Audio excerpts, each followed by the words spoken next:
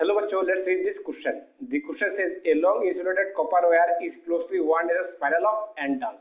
The spiral has inner radius A and outer radius B.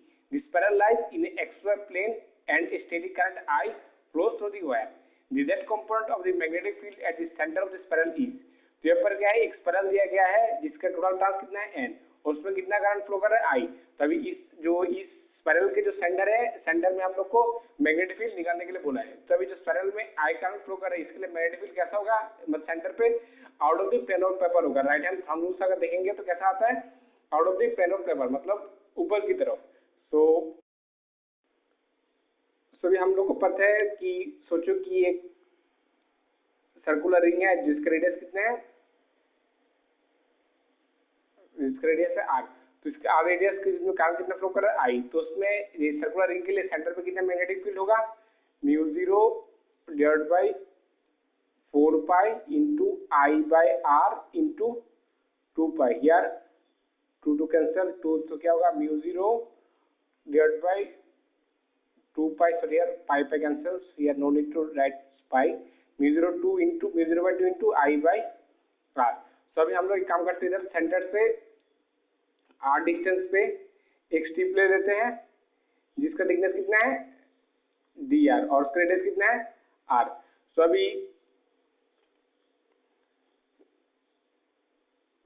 इस जो circular coil है उसका इनर रेडियस कितना है a और आउटर रेडियस कितना है b और टोटल नंबर ऑफ टर्न्स कितना है n। So number of turns per length कितना, number of turns per unit length कितना होगा n divided by b minus a। So now अभी जो भी हम लोग ने स्ट्रिप लिया है जिसका लेंथ कितना है, विड्थ कितना है dr, तो dr में कितना नंबर ऑफ टर्न्स होगा, so number of turns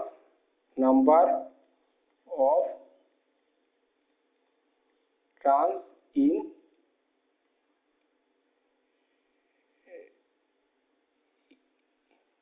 dr में कितना होगा, dn is equal to n divided by b minus a into dr।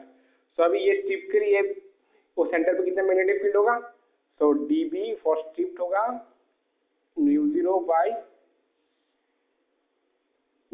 2 into I by R into dn। So मतलब तो ये क्या होगा, mu 0 by 2 into I by R into D N के मतलब कितना आएगा n divided by b minus A into D are.